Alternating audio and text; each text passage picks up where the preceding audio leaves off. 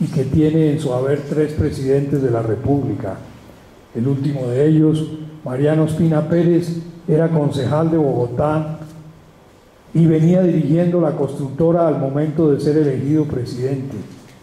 Pero sin embargo, su tía Carolina Vázquez de Ospina, esposa del expresidente Pedronel Ospina Vázquez, emprendió la construcción del edificio Residencias El Parque sobre la 10ª en la calle 24 en 1947, cuando aún el lote era medianero, pero ya ellos sabían que la avenida iba a pasar por allí, de tal manera que el diseño contempló su fachada principal sobre el frente de la futura avenida.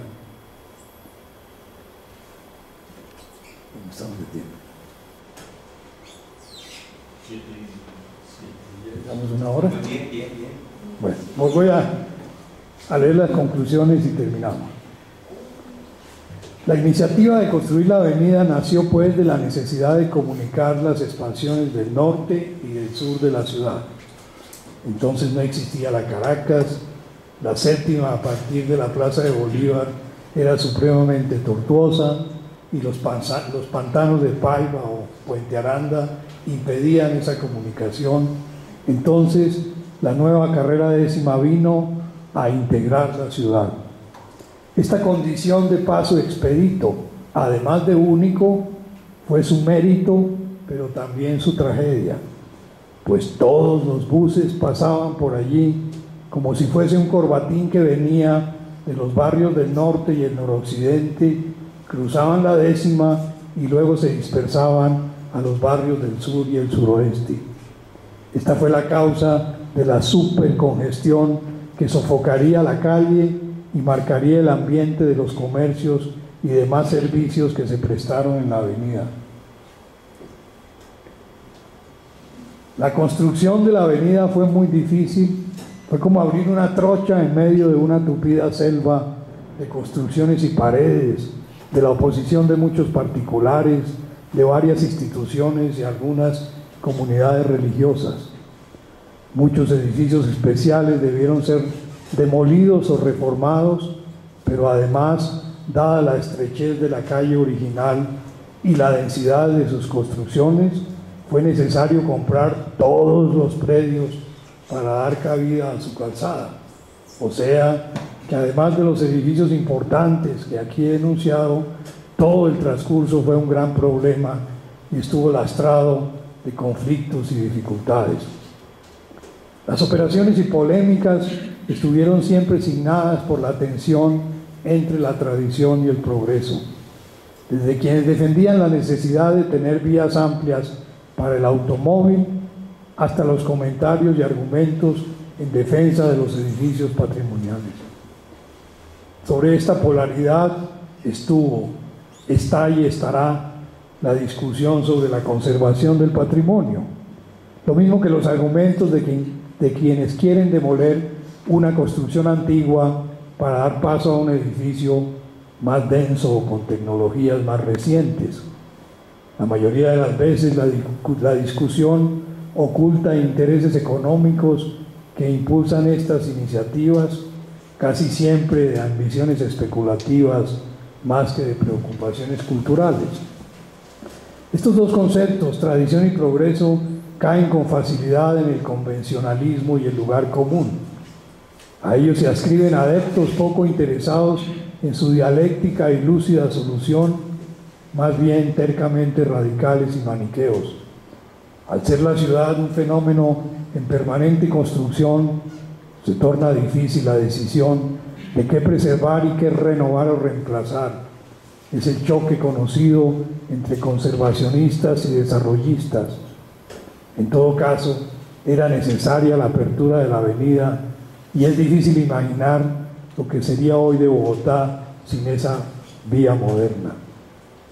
En cuanto a los impactos económicos de la ampliación de la 10ª, es necesaria una investigación más profunda y detallada, pero lo que se hizo se confirmó que la ciudad, con su capacidad de fijar normas y permitir y emprender proyectos de equipamientos, de vías, de barrios y de renovación, crea riqueza La mayor posibilidad de edificar en el predio lo valoriza, sin que el propietario haya invertido una sola moneda en él. Es la ciudad y su condición de integralidad lo que incrementa su precio. Esa es la plusvalía que el derecho moderno busca recuperar para la sociedad entera. El aumento de la demanda o la expectativa por el suelo impide en ese proceso. Bueno, voy a saltar un poquito. Con solo comparar de manera rápida el precio del suelo y de las edificaciones existentes antes y después, todos agrupados como las empresas más importantes del país, en una vecindad que conformaba un distrito financiero y de prestigio. Es cierto que la fortuna nueva no la generó la mera decisión de la ciudad y la construcción de su avenida, sino que requirió de grandes inversiones y empresas constructoras, pero en todo caso la creación y atractivo de la avenida facilitó esos negocios. Tal fue la varita del rey Midas. Fue la 10ª la calle de los gremios. Allí estuvo la Sociedad de Agricultores, la Federación de Cafeteros, la Cámara Colombiana de la Construcción, el Banco de Bogotá, la Seguros Bolívar, Capitalizadora, el Banco Antioqueño. O sea, se volvió lo que podría llamarse en Chicago la Golden Mile, la milla dorada de las más importantes empresas del país en ese momento. Poder y dinero que están a la base de la ciudad moderna, que han sido la esencia de la ciudad de todos los tiempos, pues como decía Duby, el papel fundamental de la ciudad es el de ser la sede del poder. Allí este se ejerce y simboliza con la imponencia y elaboración de sus edificios, con el lujo y el boato de iglesias y palacios, de lonjas, bolsas o casas financieras, algo que en la ciudad se reafirma con la altura de las torres y el confort propiciado por sus maquinarias y equipamiento. Estas empresas y su poder no eran anónimas, lo despista uno mucho. Banco de Bogotá, Seguros, Capitalizadora, no sabe uno quiénes están detrás, sino que sus principales accionistas eran de las familias acaudaladas pertenecientes al restringido círculo de la élite. Estaban en la política, se casaban entre ellos, no solo por ser sus iguales, sino para no fragmentar demasiado las fortunas. Como todo ser humano, tienen la sangre roja, pero azulada por una educación especial y conservadora. Son gente bien, pues muy bien han sido alimentados y educados. Son blancos, corteses y en este caso muy buenos negociantes. Por entonces, muchos ya eran de Bogotá, habían llegado antes o eran viejos encomenderos en la muy jerárquica sociedad colonial, o la de los criollos siguientes que conformaron la rancia oligarquía bogotana. Pero llegaron otros que pudieron entroncarse gracias a sus nuevas fortunas para renovar el dominio de aquellos. Llegaron algunos de provincia, por ser de las élites locales o por haber ascendido en el poder. Ospina y Masuera, del Corral o Pepe Sierra, familias antioqueñas que habían llegado con fortunas considerables. De ellos fue la carrera 10ª. Pero pronto se desilusionaron, la calle perdió lustre y se fueron sin mirar atrás hacia la Chile, la 100, la 127 o Tocancipá, siempre en dirección a Miami o a la Estrella Polar, dejando sus excelentes edificios abandonados. Edificios que en aquellos años eran recibidos con admiración por la tecnología empleada, por su altura e imponencia, pero también chocaban por la sencillez y austeridad que la caracteriza la arquitectura moderna. Por eso fueron llamados barracas de vidrio, por su apariencia simple y grande, por las ventanas continuas y la planta libre que exhibían su escueta estructura, las columnas, esfuerzos y tensiones como única sintaxis expresiva. Es indudable la importancia arquitectónica de los edificios de la 10ª, y si incluimos en ella hasta el Centro Internacional, podemos asegurar que los mejores edificios modernos del país están en esas cuadras. Edificios como Seguros Bolívar, el Manuel Mejía, la Federación de Cafeteros, Capitalizadora de Colombia, Camacol, la Lonja de Propiedad Roíz, el Banco de Bogotá, el Ordóñez o el Tizot, exponen con elocuencia los ideales de la arquitectura moderna y tienen excelente manufactura que a pesar del abandono aún se ven hoy con la dignidad y presencia de toda obra clásica. En el libro Bogotá 1960 se habla de cómo sufre y goza una capital que ya casi llega a los 2 millones de habitantes, donde la gente ya no se viste de negro, sino que encontró el significado del color y busca la alegría y la tristeza de la modernidad, agrego yo. Gentes a montón en medio del anonimato y la incomunicación, riquezas inmensas al lado de patéticas miserias. La nueva arquitectura en contraste no solo con el pasado, sino también con las casas informales de las barriadas, ahora más extensas que nunca. Es la segregación social exacerbada en la ciudad moderna. Hoy, con el paso de los años, captamos la erosión de los sólidos en el aire, la decadencia de grandiosos edificios abandonados, los autos detenidos en medio de lentas congestiones como testimonio de la pésima organización de nuestro sistema de transporte. La décima es la tensión entre el pasado y el futuro. Despliega en sus calzadas la modernidad como en un escenario intenso y elocuente. Muchas gracias.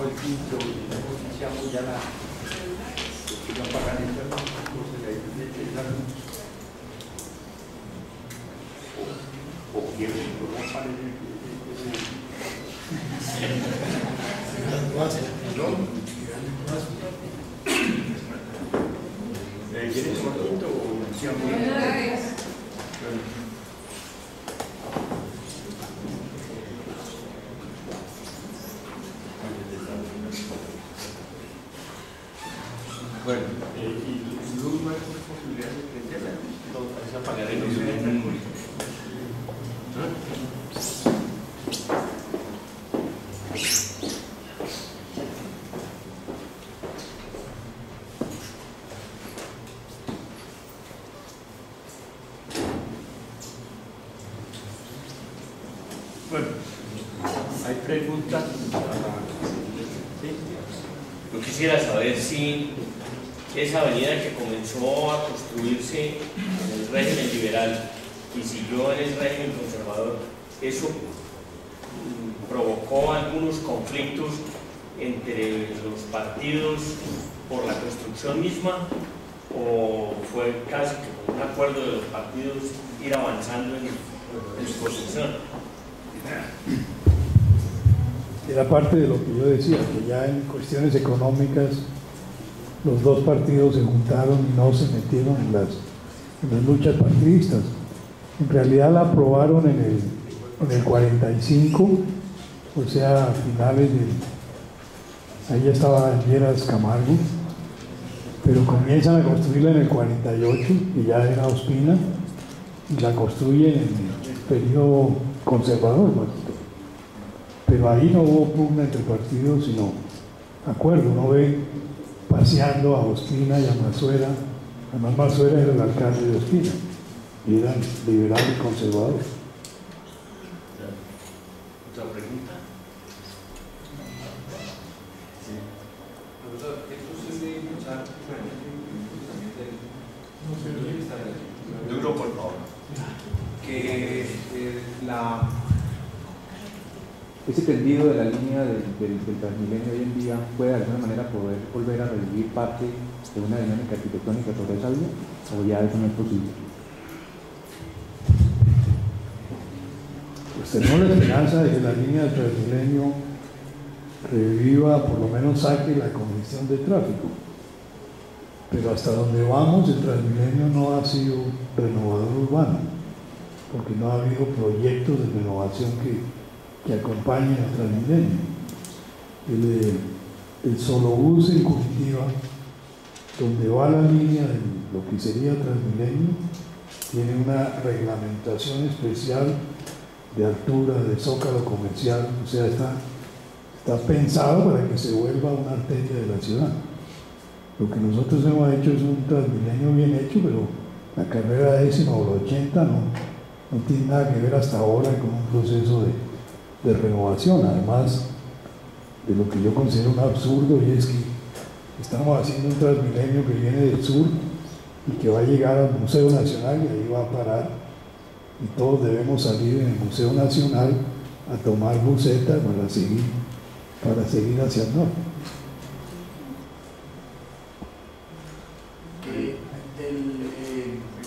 Fernando Masuera es el mismo de Masuera, la constructora posterior. ¿Cuándo, en ese momento, es que Masuera empieza a comprar terrenos en las afueras para luego edificar? Bueno, él dice que después, pero es interesante, en el libro lo narramos en detalle. En la tercera alcaldía suya, él era alcalde de Bogotá y presidente del Country Club. Y en algún momento había una sequía terrible en la ciudad y él le vendió agua al country para regar los campos de golf. Entonces el consejo le hizo un escándalo y debió renunciar. Él dice que renunció por las pugnas políticas, pero fue por esa... La oposición decía, el alcalde Masuera convenció al presidente Masuera del club de que les vendiera agua en estos momentos. Es interesante ver cómo Ospina Pérez era presidente, Fernando Masuera era alcalde y un abogado joven que se llamaba Pedro Gómez Barrera era el jefe del departamento de valorización. O sea, todos los tres estaban haciendo un posgrado inmobiliario que después desarrollarían. ¿El futuro cuál va a ser? ¿Qué se puede prever? Bueno, cuando esto empezó con el seminario de Rubén, pero cuando se fue creciendo lo adoptó un poco el Instituto de Patrimonio, que está interesado en que los 20 edificios que escogimos se restauren y revivan. De todas maneras, restaurar un edificio de esos en el ambiente actual sería inoficioso y más negocio. Entonces hay que pensar en una renovación completa que incluya de la Caracas a la décima. Ya las élites, por fortuna, no van a volver a la décima, pero habría que pensar inmobiliariamente qué tipo de actividad de residencias, combinación de residencias y oficinas podría volver a tomar la décima, porque yo estoy convencido que solo rescatar los 20 edificios no haría nada. Es necesario revitalizar el sector para que sea atractivo construir allí y ojalá construir otros 20 edificios nuevos, a lo mejor ya con otras funciones y con otros habitantes, pero la idea es renovar el centro, porque la décima ha sido siempre el eje fundamental del centro. De todas maneras, ese desarrollo del centro se está viendo ya muy claro por la Jiménez, por ejemplo, el Hotel Continental ya es una muestra clara, y los beneficios que se están recibiendo por esas obras, ¿no? El cobrar unas tarifas a estrato 1, diferenciar todo lo que son los impuestos y demás, eso está favoreciendo mucho el desarrollo de esa reconstrucción del centro, y pienso que ahí está lo de los edificios. La pregunta es, ¿cuál va a ser esa utilidad después, no? Sí, ¿Renovarlos para qué? Desgraciadamente la empresa de renovación urbana de Bogotá lleva 15 años y no ha puesto el primer ladrillo. O sea, hace proyectos y estudios, pero no logra realizar nada, porque si no ha podido renovar el matadero, si no ha podido renovar la zona detrás del Hilton o la zona donde va a quedar el centro comercial de España, ahí en las aguas, pues mucho menos va a poder asumir una empresa de esta dimensión, porque así como fue la obra más grande de Bogotá y más difícil, así de grande y difícil es su rescate, pero habrá que pelear. Hay una pregunta allá al lado de... Doctor, por favor, ¿en qué momento aparece en este periodo, si es que aparece, Sarmiento Angulo? Sí, eso es después. Sarmiento es un ingeniero de la Nacional, una especie de genio financiero que comienza ya a caballarse sobre las corporaciones de ahorro. Pues él empieza haciendo vivienda económica, pero muy pronto ve que surge el UPAC y todas las corporaciones, y muy pronto él crea las villas y termina por ser más banquero que constructor. Puedo estarme saliendo un poquito del tema, pero y puedo estar equivocado, pero creo que hay un momento en que en Bogotá se planea, es decir, hay como unos planes hasta construir hasta la 100, y hay un momento en que alguien decide en planeación, en el consejo, extender la 100. Eso es extender la construcción a partir de la 100 hacia el norte. ¿Eso es en este periodo o eso es posterior? Pues la historia urbana de Bogotá es muy compleja. En los años que mostramos, en los 45, 50, Bogotá ya se había expandido hacia el norte, lo que es Chapinero, e inclusive hacia Río Negro y La Culebrera, y en ese momento esa ciudad del norte ya era más grande que la del centro, y también ha crecido en San Cristóbal, 20 de Julio y el Olaya, aunque menos. Lo que hace Le Corbusier cuando llega en 1950 a hacer el plan piloto de Bogotá es que traza un perímetro inviolable y comienza la lucha de todos los constructores contra el plan piloto, y logran romper ese cerco de perímetro y continuar creciendo como estaba creciendo antes. Los planes siguientes van haciendo perímetros, pero son perímetros que las fuerzas inmobiliarias van rompiendo permanentemente. Uno ve en la prensa de antier que no ha salido el plan zonal del norte y que la curadora X ya dio licencia para un desarrollo en el norte. O sea, son las fuerzas inmobiliarias que fueron y son muy poderosas, y son las que realmente deciden cómo es la ciudad. Dentro de la historia de la carrera décima, según su investigación, me preguntaba yo cómo camina la historia de la séptima y por qué el edificio Avianca, haciendo parte de un núcleo de poder, no lo construyeron en la décima sino en la séptima. O sea, ¿qué significó políticamente eso?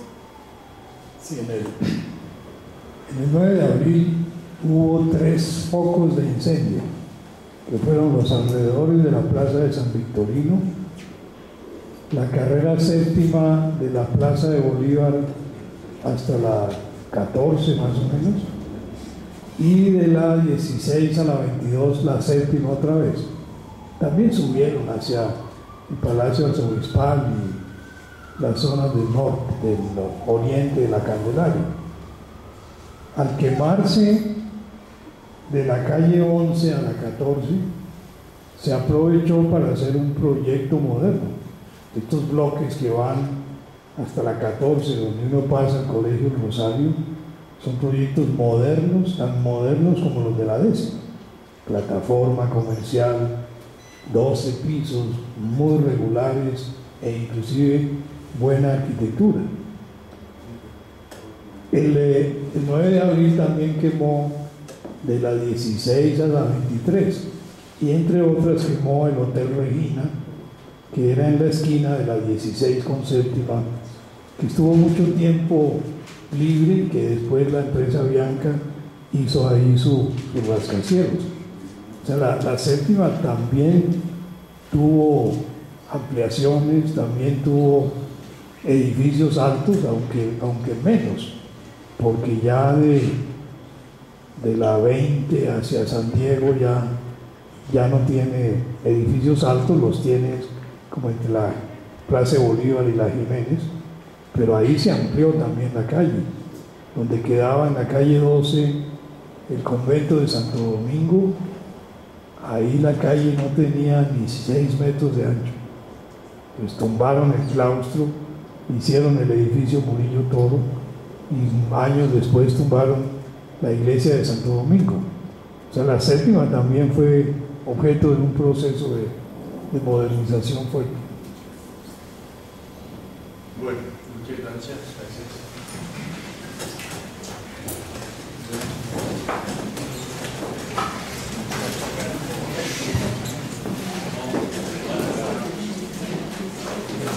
Está bien,